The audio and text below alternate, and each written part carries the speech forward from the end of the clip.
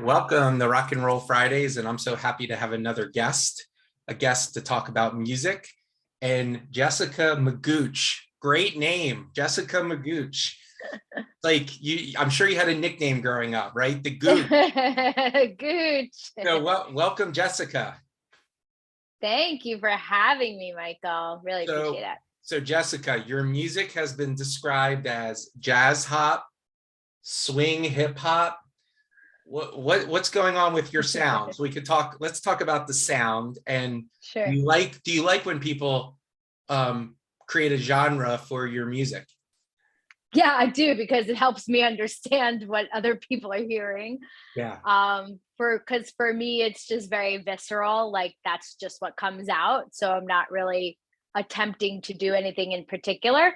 But it is a mix of jazz, swing, blues, hip hop, and rap.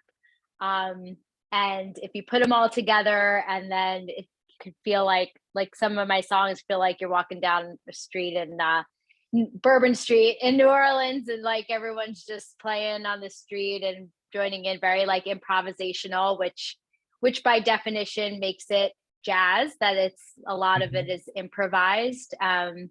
So it technically would fall in the jazz genre.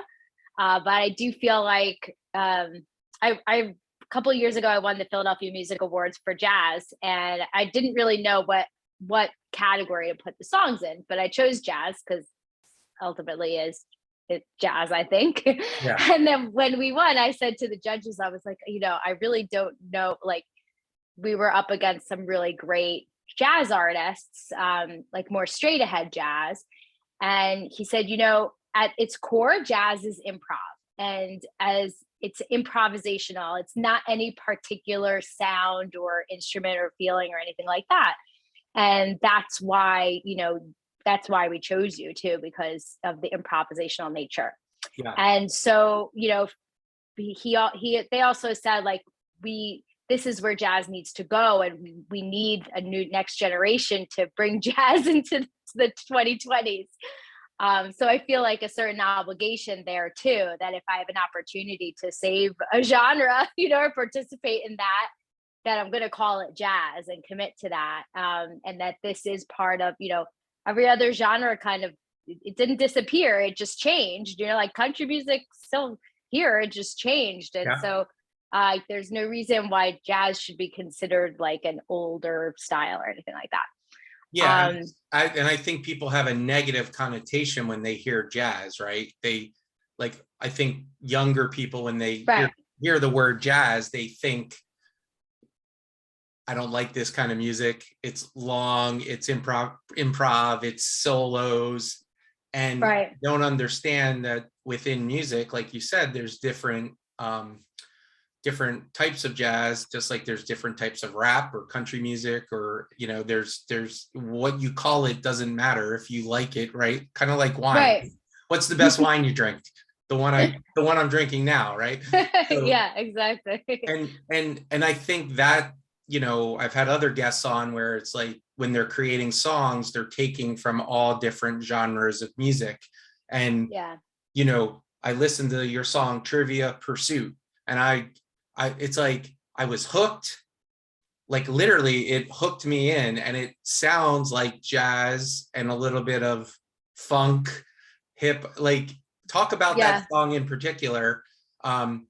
Catchy title, catchy tune, lots of different instruments going on. I was trying to pick them all up, but talk about that song, because I think that's a good song for the listeners to kind of understand that this isn't traditional jazz.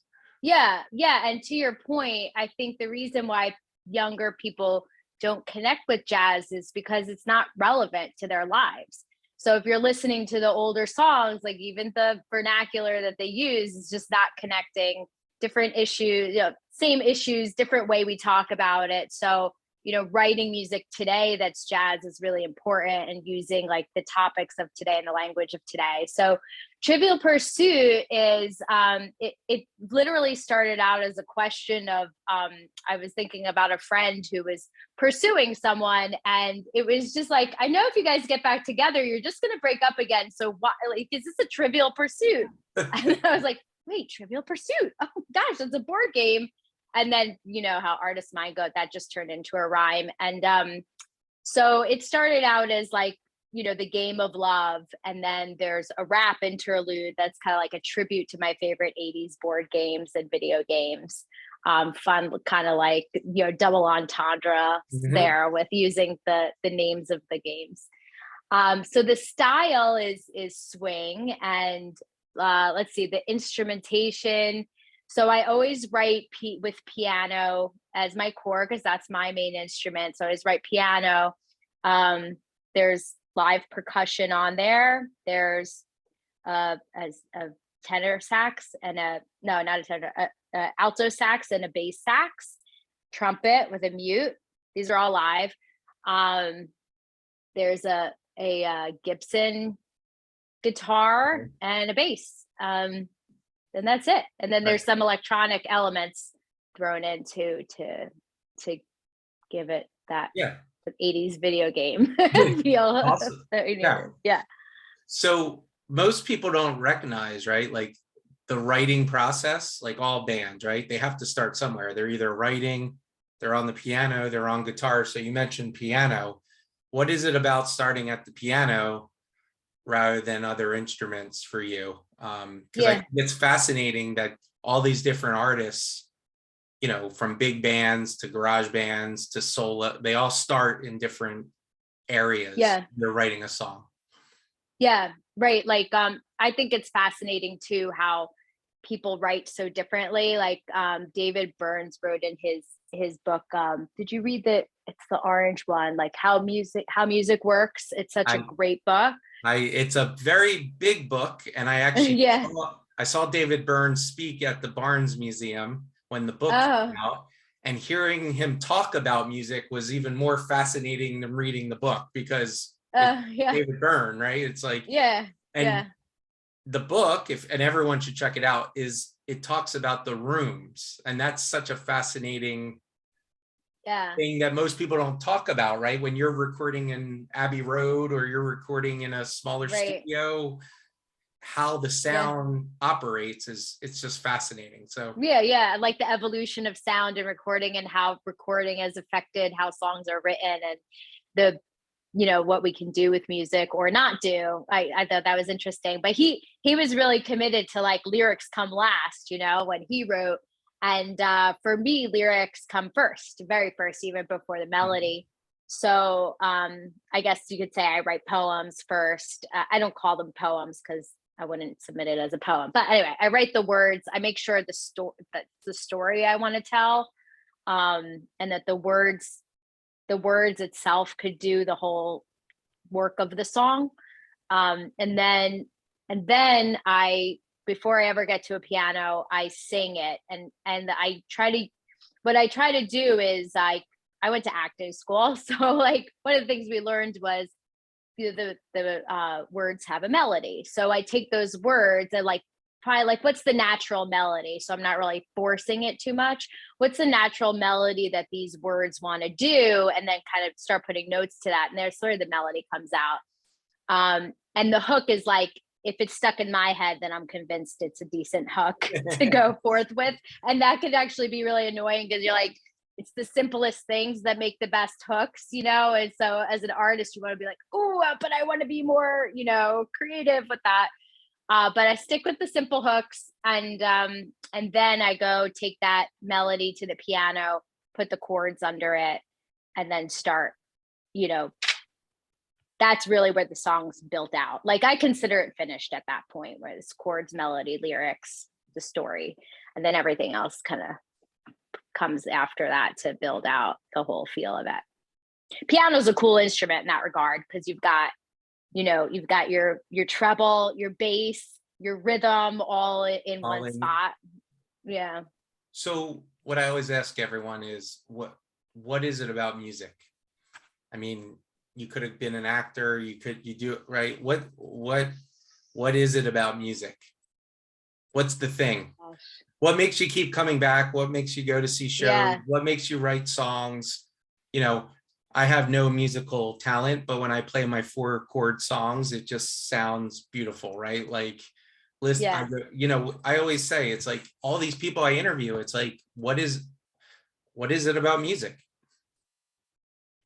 Music is ethereal, you know, it's like this otherworldly thing that humans, well, all animals have some kind of music, and I don't think we know all about why music is so powerful, but to me it is the fastest way to affect someone emotionally, um and physically, you know, like you think life without a soundtrack is, you know, what would it be if you didn't have that song to turn on to when you needed to cry, or you needed a good cry, you know, or to lift you up so you have a great day.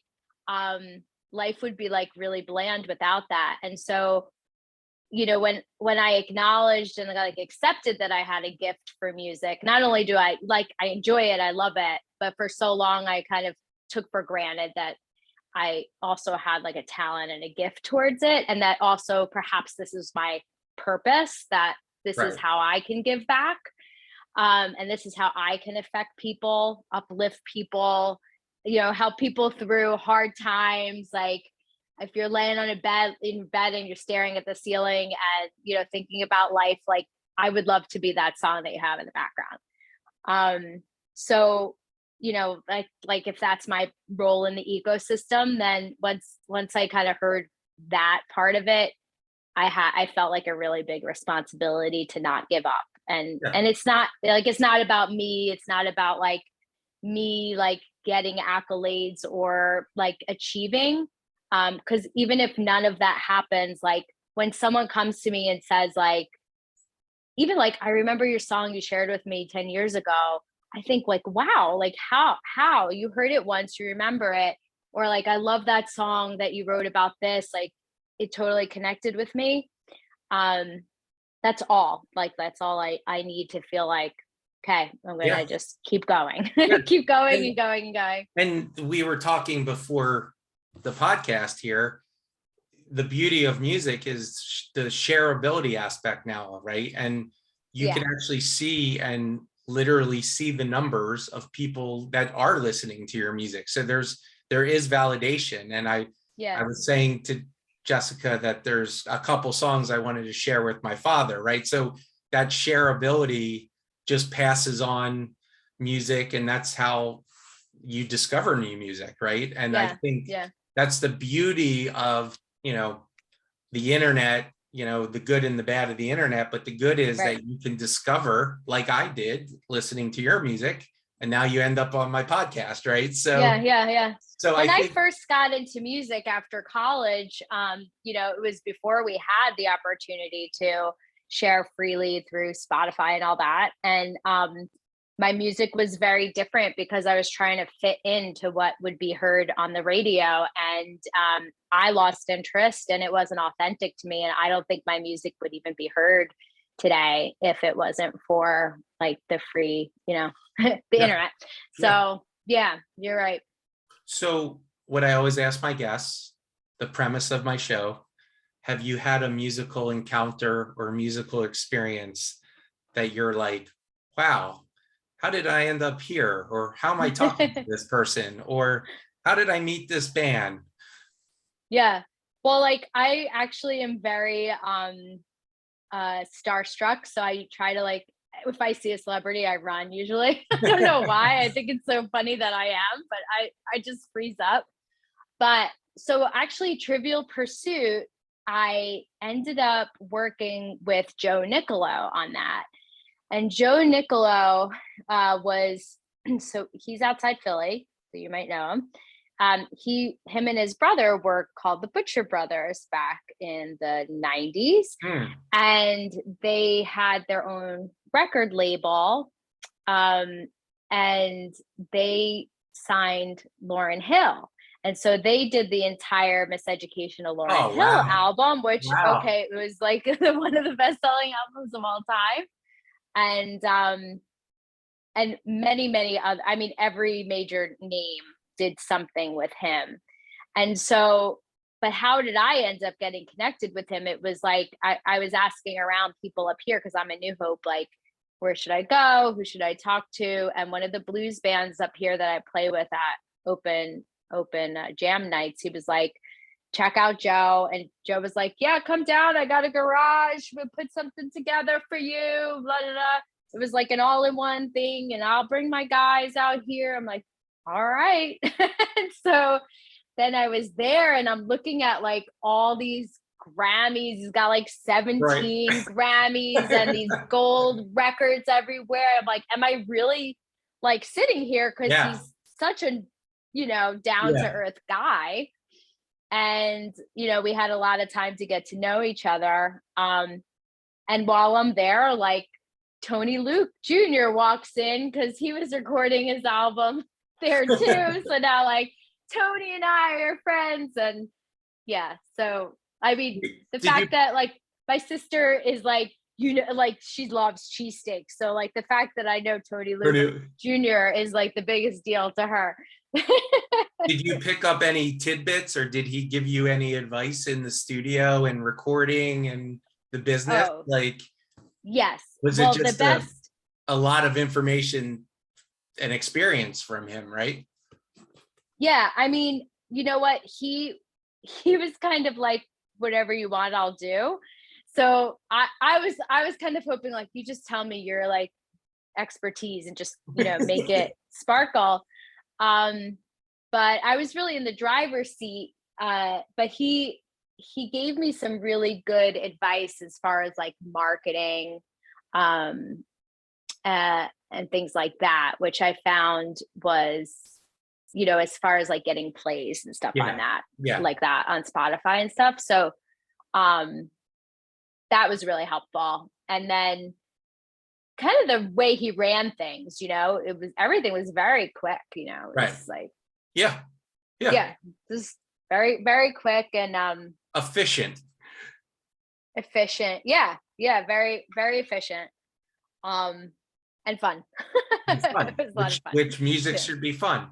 So speaking of fun, how can people find your music? Where can they go? How can they hear it? And I think there's 3 songs that I think people should check out. And one is Trivia Pursuit, the other is Desold, and the third one is Forbidden Fruit. So those you found Desold. You found them. Wow. Okay. So I dug deep. So those were my 3 favorites. I imagine myself drinking a bourbon, listening to these songs, fireplace, very cool. But tell everyone where they can find your music and check out your video. Okay. So here's what the best thing to do right now, and probably anytime future someone listening to this, just go to my website, jessicamagoch.com. It's 10 Magoch. Right now I'm doing a pre-order for my debut album that's supposed to be coming out late spring. And if you pre-order, you'll get all the songs that are already complete as they're complete in a digital version. Awesome. And then if you order like the album or whatever, it'll come when all that's done. But so you'll get songs right now as they're ready to listen to. So that's the best way, because I did pull down some stuff from Spotify. Desold was a collaboration I did with the Noisy Brain, which is a mental health platform where they take poems from people who are dealing with mental health issues, suicide, things, all like that. And it's like a form of, I don't want to use the word therapy like incorrectly, but it's like a form of therapy where musicians then take those poems, turn them into music, and then listening to the writer listening to the song was like very cathartic. So actually, I don't think they even released the interview that I did for that, because we played the song live for the gentleman who wrote it, and I think that was like a really, really, really great experience for both of us. To see how powerful music is. The power of music, and like you said earlier, emotions and remembrance and memories. So Jessica Magoch, thank you so much for being on Rock and Roll Fridays and talking jazz hop, swing hip hop. I want everyone to check out Jessica's songs. So you can say, I heard her first when that album and all those songs are out there in the world. So thanks so much, Jessica. Thank you. Thanks for having me. I appreciate it.